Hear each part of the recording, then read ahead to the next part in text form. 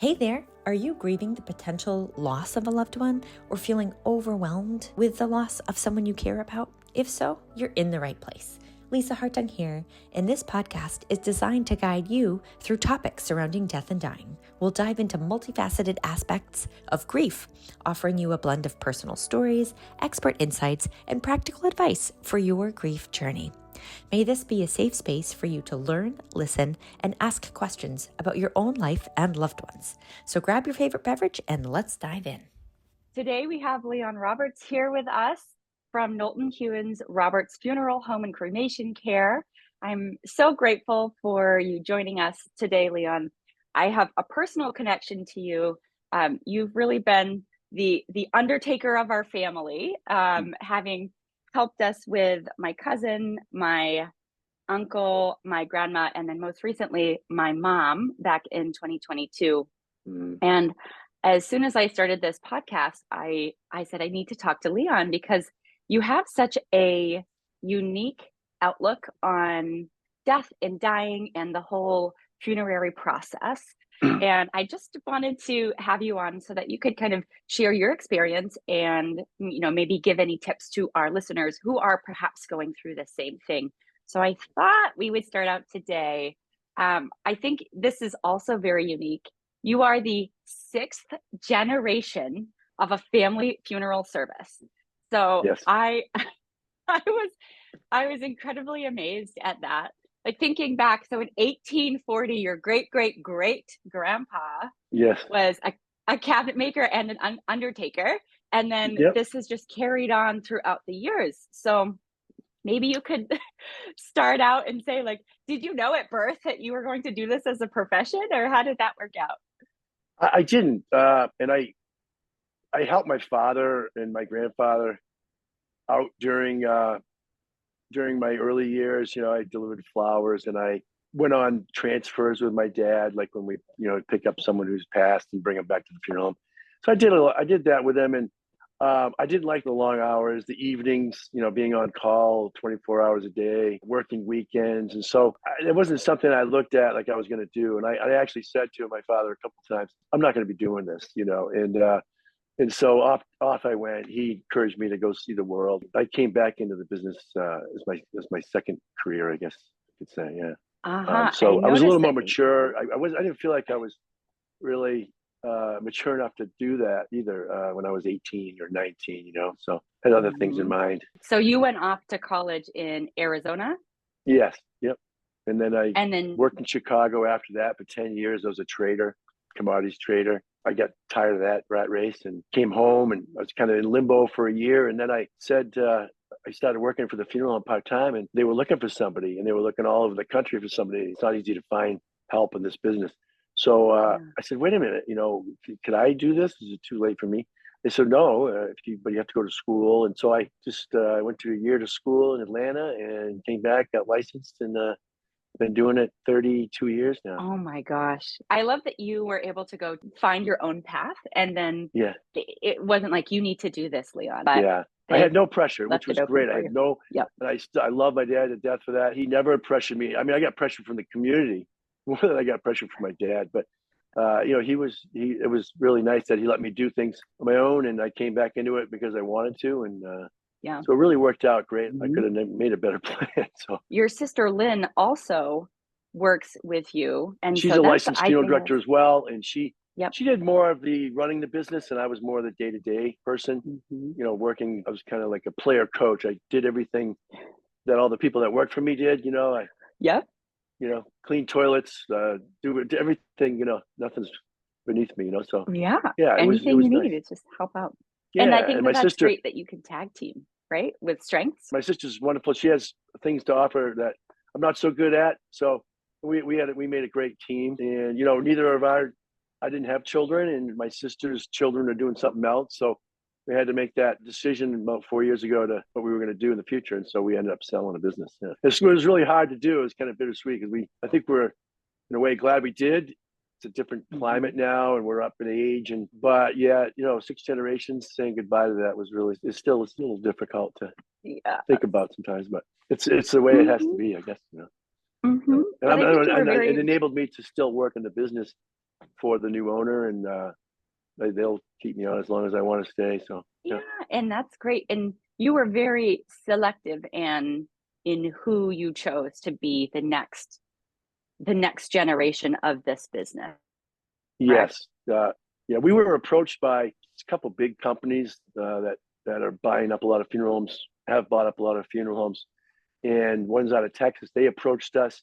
We had another Canadian company approach us, and we didn't really want it. We really would have loved to just, when the time came, to sell to someone independent and someone family oriented, and so we were able to do that. And are your parents still around to see that? My father passed about 14 years ago, and my mother is Mhm. still around. She lives about 45 minutes away, and she has a gentleman that she cohabitates with, and she's in her 80s now. So, but she's doing well, and she's glad that we have a an exit plan and that we're kind of easing out of it. And so, yeah, Mhm. she's really Yeah, she supportive. was Very okay supportive. with that then. Oh, Yeah, good. yeah, I love that yeah, she wrote a book for the community too, which was Thank You yeah, for Coming to Say Goodbye, which, yeah. I didn't know is you knew about that. Yeah.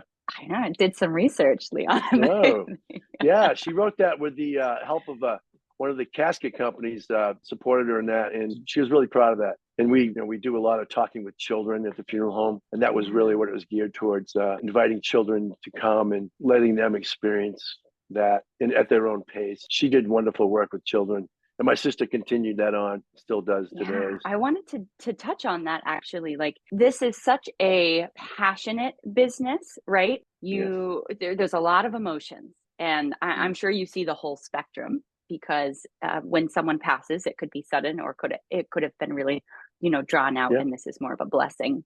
Yes. So, death is such a sensitive topic. So, are there any like principles or thoughts or feelings that you bring to work every day that really help you be the best you can in this position? Yeah, I think like with any job that you have, you try to leave your personal challenges or things you're going through, at home. It's hard sometimes, but I just think that Yeah. people are, we have the privilege, the honor to be there to take care of people at their most difficult time. Really, a lot of Yeah. them in their life, and it's just for me, it's a huge honor, and I just love to I never had children myself, so the business has kind of been my Yeah. family, and I just, people have my cell phone number. People still call me, people that I served 20 years ago, and I see their names come up, and they're in town, they want to see me and visit, or they have someone else that they need help with. So it's just a constant. I just, grief is really difficult thing, and Yeah. you have to go through it. You can't go around it. And so being there for people, whatever they need, everybody's needs are different, and just to be there for people when they really need you, it's just really fulfilling. I think grief, you can be so vulnerable during this time. And so it's helpful to have someone who is part of the community to Mm. help with and say, oh yeah, I saw you at the grocery store, Yeah, or yeah. saw the Little League In one of game. our funeral homes in Winthrop, and the Roberts funeral, I The grew up in Roberts this funeral. town, Right. and so I know most everybody. You And know, and even now that I'm kind of easing out, I made an agreement with the new company that if people ask for me, I want to sit down with them and help them out. I work Tuesday, Wednesdays, Thursdays now, but death doesn't come at convenient times for yeah. anyone really, especially. And so I just I just do what I can to help out and continue to do what we've been doing for 6 generations, and Yeah, I'm lucky. it was so wonderful when you showed up the day that my mom passed because it was on a Monday and you Mm. weren't working, but Daddy called you and you said, sure thing, I'll be right over. You Absolutely. came in wearing a flowered shirt. My mom would have loved that. She was always in her garden. You've always been such a part of our family. And my 95-year-old grandpa loves you, and you've gone out with Oh him. yeah, I'm And going to visit him today. Matter of fact, I'm going to go over and visit him. Yeah, they'll love him. Everybody loves him. He's amazing. Honk, Yeah, he's one of the best. Still gets out, does his he's an walk-in. original. He's I an would original. say that he is.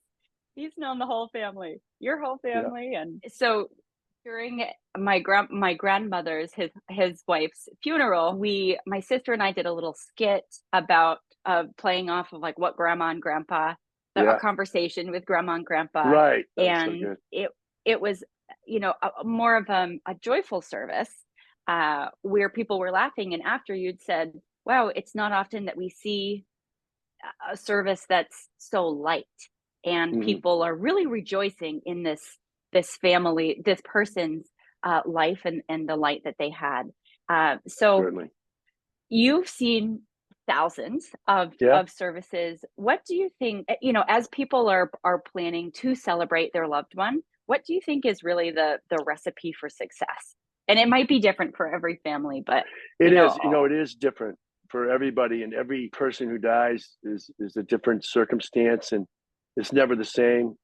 People dying from the same disease, people dying suddenly, it's all different. And people are all different in how they get through it and go through it. But going back to what you said about your Graham service, it's a little easier sometimes for when people live a full life, yeah, to, honor their life and to remember it, and remember all the fun, great times. And that's I think what your grandmother and grandfather would want. They don't want you to cry over them, but you're going to, it's hard no matter how old they are. But that's what they want. They want to be celebrated, and they don't want to make people sad. They don't. But the reality of it is that we are sad, when we lose people. But it's just a little easier to be a little lighter, and remember some of the funnier times when you've had a full life. Not that people that their lives get cut short, not that you can't celebrate their lives, but it just seems a little bit it's more sudden. easier when someone's lived a full life. But and then what you said, yeah, it's what we really try to do, is to capture that person. Maybe there's a theme to their life that we can, or many themes, but just to try to. A lot of times when people die, the last year or two or months are not great. They're not the best memories, and Mhm.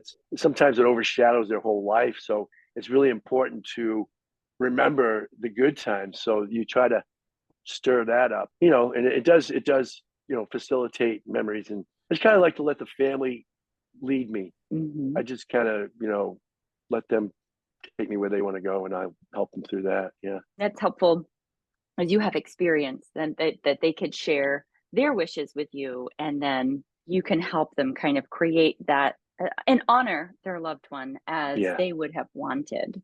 And sometimes So it takes suggestions for us to. They don't know what. yeah, A lot of people are numb. They just they just yeah, are just really not thinking, and kind so of overwhelmed. you just try to facilitate discussion, and memories, and next thing you know, people are laughing and crying at the same time, and it's healing, to Yeah, go there. yeah, and I think that when there is laughter, e- amidst the crying, it is, I agree with you, it's completely healing. And like you said earlier, grief is so hard, and you can't get around it. You have to live through it.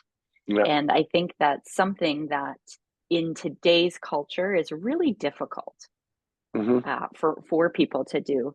Well, another reason, the social part of death is the gathering at the funeral home, or gathering at your house for a cookout, or gathering somewhere.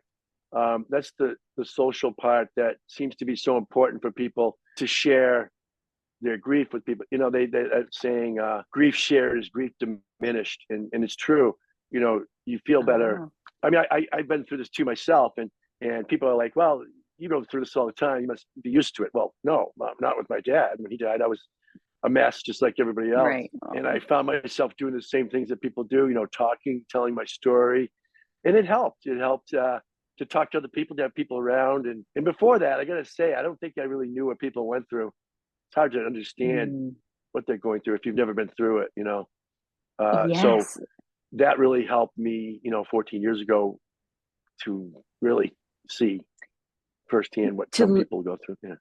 Yeah, to live through it. And I think that that's something that's a really important piece that you said, is you can support and be there for people, but unless you've walked the road yourself, Mm, it's really hard to fully understand what someone is going through. that's right. And that's hard for people who are the caregivers, right? Or the support of the people who are grieving. Very But hard. it's also so helpful that you're creating community, right? In your business. And that's, Mm, I've created a virtual community for people who are all over the world, yeah. called this Giving Grief Grace. We have private small groups where we meet and we discuss, what are people Yes. going through? And, yes, you've lost someone within the last 6 months.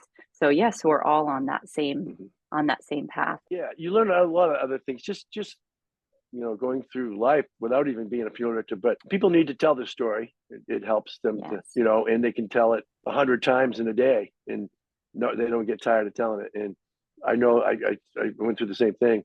I thought to myself, well, when people ask me how I'm doing and how my dad died, I'll just have a quick answer for them.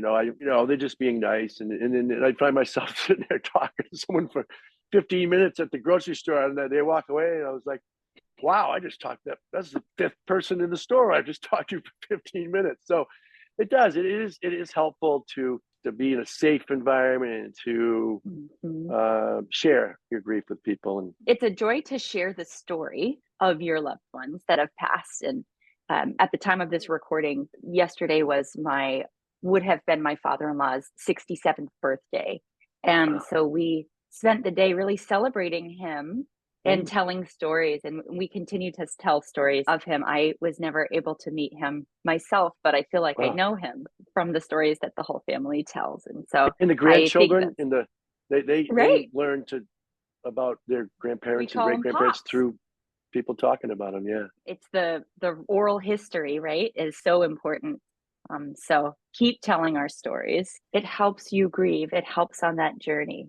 And it's the quiet time. It's important to have quiet contemplative time, but it is so wonderful to be able to share in the grief and share in the stories and the light that other people have shared. One thing I would say to people that I've heard from a lot of folks who've lost loved ones, and I would say this, if this is one thing I could say to someone, is don't stop talking about the person's loved one that died. A lot of people will just not bring that person up for fear that it would bring up memories or get them upset, or people want to talk about their loved one. And I've heard them say to me, I don't know why they don't even bring up my husband. They never, I want to talk about him, and I like it when people ask me or bring up stories. And so that's one thing I would say to people is, never stop talking about someone, or it's never, you can always bring up people that have passed and talk about them. It's always helpful to people that have lost someone. Yeah. Do you find that when someone has passed, that their loved ones do some sort of memorial, or is that something that you encourage them to do? Memorial meaning, is it a gravestone? Is it an event for the community? Is it a donation to something, a charitable? Right. Yeah. All those things that we discuss, and like I say, everybody's different. Some people remember their loved one, and without they choose not to have a service. Maybe that was their wishes, but they'll have an obituary that is a whole page of a newspaper. That's their memorial. Different people have different ways they celebrate someone's life. And I got to say, since COVID, the funerals haven't been as often and as regular. A lot of people are doing things privately now. And there was a trend going that way, but the COVID, I think, really exacerbated that. People now are just, doing things at their home, or we do a lot of celebrations of life at the Legion in town. People, choose different ways instead of a traditional funeral. Going to the funeral home for 3 days, visiting hours, funeral, so they're doing different things now. And cremation is another reason for that. When I started here 30 something years ago, it was 15% of the people who died were cremated, and 85% were buried in caskets. And here we are towards the end of my career, just 30 years later, it's 15% casket burials and 85% cremation. So that's the biggest switch in hundreds of years, and in just over like a 30-year span. So that's pretty powerful. So now people, choose different ways. They don't have to do that right away because they have a body that they have to be concerned with. They a lot of times don't bury the cremated remains. They scatter.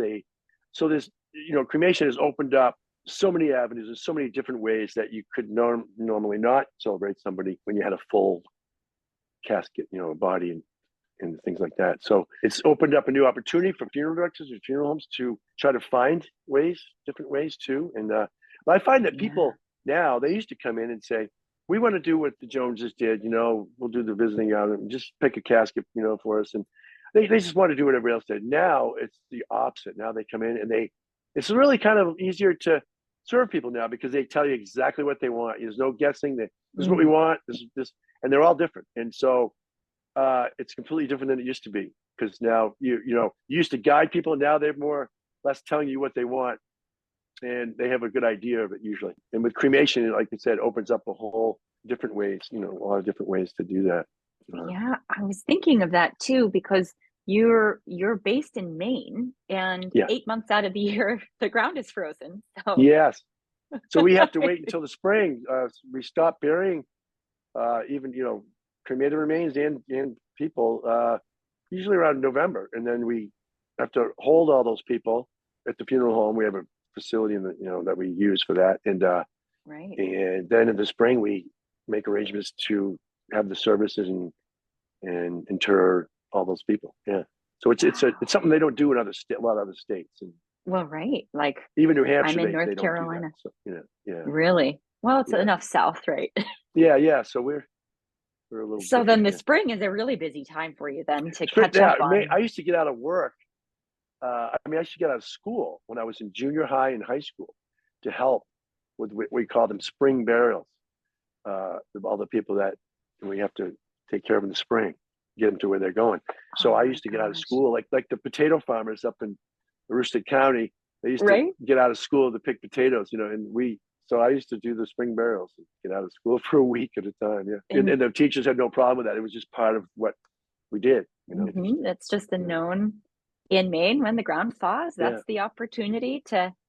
Wow. And now I presume you still do that, but with only 15% of. Right. We might have had 60 caskets to bury. When I first started, and now we might have 15 people in caskets to bury after 4 or 5 months of not doing that. So but then there are a lot of cremated remains that we bury, but a lot of people don't you see our parents, I don't know if your parents, our parents, your grandparents probably would have their stones in line, and they'd have their most of my parents had stones in lots, and everybody would get a whole lot for their family, and a lot of people even had their stone on there and their date of birth, but just waiting for their date of death. Well, my generation, and I guess I'm 60, so people definitely younger than me, the cemetery isn't as attractive as as an option for them. They don't go to the cemeteries. They don't really mean much to them. So the cemetery part is another thing that we don't do much of anymore, as much of. So it's really changed a lot. Interesting. I also think about historically when someone is excavating and they dig up human remains, and then they're able to carbon date them and see how far back, how the person died. We can't do that with cremated remains. So is this just going to be a whole part of history that's missing? I guess it's just a different time. You used to be able to go to a cemetery and see a row of stones, and you could really capture the lineage of this family. Look, the grandfather and all the family was there. That's your genealogy right there. Just go to the cemetery. And now I'm not sure. My parents have a spot. My dad's buried there. My mother will be. I don't even know if I want to be buried. So that's just kind of proof to what I'm saying. And it's different. It's different times, and I don't know. People are different now. Yeah, it is really interesting. What the future of funerary services will be. My mom was very adamant about being cremated, and she said, "I'm going to come back as an eagle," and so spread my ashes. We had a service for her out at the summer house where she grew up with on the coast of Maine, and then she's at our summer house on the lake in Maine, and then I'm gonna bring her to Paris with me to Monet's gardens. Oh, nice. Oh, that's great.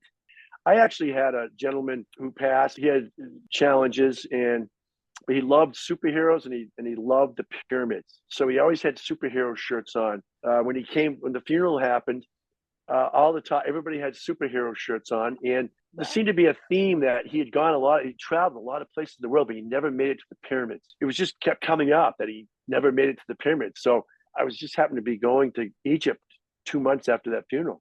And I said to his mother, I said, if you like, I can take a little bit of his ashes and buried him at the pyramids. And so, oh my gosh, she said, you can do that. So I was a little nervous about carrying him, to another country, but I had, a good amount of them, and I put them in my check bags, and I kept worrying the whole time I was going to get called out on it, but I didn't, and I ended up doing it, and we filmed it, and she was just so happy with that. So, it's just, you never know what you do. You do whatever you can do for people. There's always a way you can help people. You just have to really look deep sometimes. And that's the cremation allows people to have that flexibility and allows for multiple people to have a little bit of that person. Exactly. I know when my mom's mother passed, we took her ashes and planted them underneath the garden at the house that she lived in. Yeah. And so that was fun. When flowers grow up, then there's Grammy Doak. Yeah. Yeah. Isn't that a great way to remember, though? Yeah. And another thing, the cemetery part, it's like, it's just not for everybody. And, I go to this one cemetery my dad's buried, and I never go by his grave. I talk to him in the car. I talk to him when I'm thinking about him, and I do a lot. And, but I don't need to go look at his stone and talk to him there. You know what I mean? So that's kind of what the generations below me are kind of going through. And I do find that when, God forbid, that someone's life gets cut real short, children and young children and, teens and stuff, that usually those are special, and that people really need to go through what they've always gone through in the past. And it seems like the traditional services are more what those people choose, because they really need that extra time with the body, with the person. It's just a different, it's completely different than living 89 years. So people that are really extra hurting, it seems that they still get a lot out of seeing the body in the casket and being with that body for, 2 or 3 days before they let go, and a lot of the full services that we're having now are, unfortunately, younger people, which I, hope we never have another person like that, but it happens. And that's something you never get used to. I don't, if you do, there's something wrong with you. I don't know anybody in this business that doesn't get pretty upset by someone young or something like that. Yeah. And how do you, I guess, cope with that, the grief and the sadness? Because even though you are in it every day, it is just such a tough situation. Yeah. And so when you do have a younger person that you're having a funeral for, how do you kind of have work be work and then cope outside tough. of work? Well, we can't be, blubbering fools. Just, I take after my mother. I'm very sensitive, and I'm very emotional, and I've always been touched my feelings. I cry at movies, and I mean, good cries, bad, sad cries, happy cries. I'm just a crier, but it's difficult for me sometimes. But we're human, so I think sometimes when you do, you don't have your composure. Sometimes with some of these families, I think they embrace that as you're a caring person, and like I'm trying not to choke up right now, because I can think of so many times that you're with people and you can't stop your tears. Yeah. But you just, you try to just do it briefly, but then you get your composure because you have to lead this family. So, but I don't know if you're an empathetic human being like most people are in the healthcare and death care businesses. It's hard to not, and all these families, a lot of them, very well, and they call me on my cell phone and say, Leon, and they can't even talk, and they've lost their daughter or their son. And it's hard. Is there any coping mechanism that helps you? I think we just talk a lot. We do a lot of internalizing and just like I said, grief shared, grief diminished. So we have meetings, and sometimes we have to really sometimes we have counselors come in if something's been really traumatic. But usually it's something we deal with, and sometimes you can go home.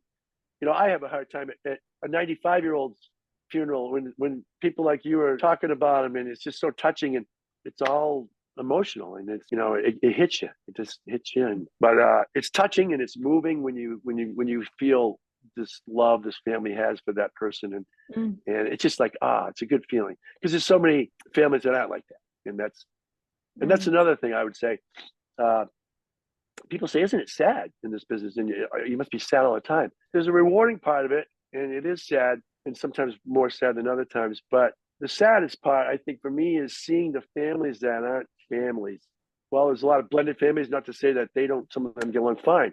But it seems like there's a lot more blended families, a lot more separation of families. It's almost like they're not getting the point why they're there, and it's more about the internal turmoil of the family, and it's kind of sad. It's really sad that they don't have that. They don't set the stuff aside, and like most families do, and so that can be hard to, it's all just raw emotions. You almost become a mediator. Yeah, you do. Mediators, peacemakers. We do a lot of that. I'm on the phone at nights. I give people my cell phone. I'm, listening to people's problems at night. 10 o'clock at night, and people are calling. You listen. If you're a good listener, that's helpful. Because in life, I don't think most people aren't good listeners. I don't think. And when someone has your attention and they can, it's a powerful thing when listening is we could all be better listeners. With funeral business, really, you do just listen a lot of times. Just listen. It helps you in your own life, Yeah. I'm really intrigued in, especially with mental health becoming more of a topic that we're discussing openly in the U.S. Is there any support for undertakers and people involved in death care from the mental support standpoint? You said sometimes you bring in therapists if there's an especially tough case. Is that something that you learn in school, or is that something that maybe the funeral house or parlor would have someone on call to kind of assist with members of staff? I'm not really sure how it, like, for instance, well, we never used to have that kind of support. The funeral directors, the first responders, they're there on the scenes of the accidents and, oh my gosh, and really sad circumstances. First ones there, and they see a lot. And they, traditionally we've just dealt with it. And I think a lot of people drink. There's a lot, police officers, first responders, and that's how they kind of deal with things a lot of times is in unhealthy ways, But now they do have support. And just for instance, last summer there was a really tragic accident, and the people that got there first and our funeral staff that were there, they really had a hard time. They were younger. They were, I wasn't there. It was younger people in their 20s, and these first responders were very young. And so it was very, very hard for them. They had some big problems emotionally. So they had someone come to the fire station in town and talk to the funeral directors, the first responder. And I didn't go, but I heard about it. And I heard it was very good. And the people really liked, and even some of the people that didn't feel like they needed to be there, it was helpful to them. So I think they're doing more of that. Maybe that will help people to vent or process this in a positive way instead of, turning to alcohol and drugs or risky behaviors or whatever people do, So I think that's a great step that they've taken. And, I think that that's so important. And for you as a leader in the community to really reiterate that as an option for people. I think some people would say, no, I don't need help. But if it's offered, right, it's saying, well, we're going to have this session anyway. Right. Show up if you want to. Then that leaves it up to them. But I think men are they don't ask for it. They don't think they need it. And, a lot of times, and because I'm so sensitive, and I get people to talk about the feelings I do, and I have older gentlemen that I'll just keep talking about their wife or something, and they don't want to go there, but then they end up, breaking down, and it's good for them, but they quickly get their composure, and I can't believe I let myself do that, but it's helpful. It's helpful and I feel very honored and privileged to be able to get on a level like that with people, and be able to get into raw emotions and serious things. Yeah. You are such a guiding light, Leon, and really for the community and for our family. And we've been so grateful to have you. I think it takes a very unique personality, and being an empath in this role is serves you so well, because you're able to connect with people on a truly personal level that is a relationship that you don't have when you go to the grocery store and you go to check out, right? Right. Even though you see that person every week, it's not the same relationship. Thank you for being you. Yeah, and I love this what you're doing here, and I really looking forward to seeing other guests that you talk with, and I think it's a great thing you're doing. It's there's not. I was talking to someone the other day about what we were going to do today, and Gene, and I said, we don't often get to. We do things quietly, and we don't expect people to thank us even, or sometimes I don't even know if what I did was helpful. But I might see someone later on, and I get some feedback. That's not why we do it. We don't often get to tell our own story, and Gene, I think, is looking forward to. I said, Gene, we don't. People don't usually ask us what it's like to do what we do, and it's kind of nice to shed some light on it, tell a story. Yeah, and that's what really lit me up as I was going through the process of saying goodbye to my mom. There are so many heart forward people that help in the death and dying realm, and I'm so intrigued. You are heroes and warriors, and you're right, it's not celebrated, right? Because people are focusing on their loved one, but the support around the death and dying is so important as well. So I'm excited to be able to connect with people. And for our listeners, Jean was my mother's hospice nurse. So she was a hospice nurse in our community, and is really an incredible person. So she will be coming up on this podcast. So stay tuned. But as I had one other thought, and just kind of how it's pretty special that the six generations we had, and it's over now. But my grandfather, my great grandfather, and great grandfather, they used to go to the houses with the embalming fluid and with a horse-drawn carriage. We still have the horse-drawn carriage that they used to, the horse-drawn hearse. It's obviously an antique, but that's where they would go, and they would be gone for a day or two, and then they would come back to, and they would lay the person out in their house, embalm them in their house, and this is just little Mount Vernon and Winthrop and all these little towns.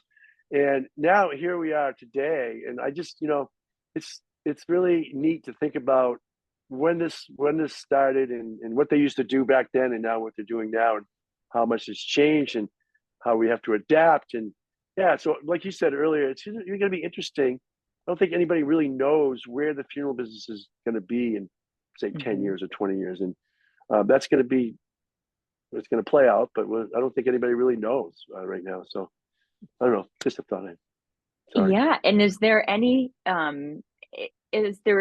innovative ideas that you and the staff have been kicking around as to how to get creative with these changes? There's different ways of disposing of bodies now. There's a place in Europe that has they freeze you, and then you just go into like you turn into like a powder, a dust. Interesting. And then they have this place on the coast that it's called alkaline hydrolysis, where it's not cremation, but it's similar to that, but it's just the body put in hot water that's very acidic, and it kind of just disintegrates the body. And so there's different ways of, I think where it's going is events. Most of the funeral homes now, if they close the funeral home down, they're building another building, and it's an event building, and they do weddings, and they do funerals, and they do bar mitzvahs, and that's what you're seeing in the Midwest, in California, the Midwest. And so eventually I think it'll make its way here. Maine's always a little bit slow to get things, but to get the newer. But so I don't know. It'll be interesting to see what I have left for life. I don't know. It could be 20 years. It could be 5. It could be, but it's going to be interesting to see the changes and how they adapt to it. Yeah. I mean, there's endless possibilities at this point, right? Yep. So is there anything, as we close out, any last advice for our listeners who may be dealing with end of life for their loved one? Is there any advice that you might share with them as to what they need to prepare for before end of life, and then once end of life does come, what's the first thing that they need to do from that? I think the biggest thing, and I think anybody will tell you this, have the discussion, and have that with your folks, have it with your children, make it a conversation. because you really don't want to be left with just three of your children around, and dad died, and he never talked to you about what he wanted. And do you want to do the cremation or the burial? I don't know. We can't cremate it. He never said, it's a gift. It's a gift to your family to at least put in writing what your plans are, because then it'll alleviate any kind of ambiguity, any fighting, any differences in the family over what they think you might want. So I would say have a discussion with your family and get something in writing, because you can have the discussions and then, years later something happened. You're like, I forgot what we said we were going to do, So it's just important to, write it down at home, have it in your will, have it with a local funeral home or wherever, but make your plans known, and that'll be so much easier for your family to just to grieve normally, instead of thinking about how are we going to pay for this? What are we going to do? Just to get a path to take. So that would be my biggest thing, would be have the discussion. And then other than that, death is hard. You can't, like you said earlier, you can't go around it. So you have to go through it. And some people have a harder time than others, and you can stop in that grief process. You can get stuck on anger. You can get stuck on denial, but it's important to make it through those steps to get to acceptance. And sometimes it takes longer for some people than others. And another thing is, however you're feeling is okay. Yes. It's okay. However you're feeling, you shouldn't be not feeling like someone else or be feeling like someone else. It's about you and how you're feeling, and everybody's different in how they go through things. So let yourself feel what you feel, and don't try to suppress that, because it's important to grieve. So yeah.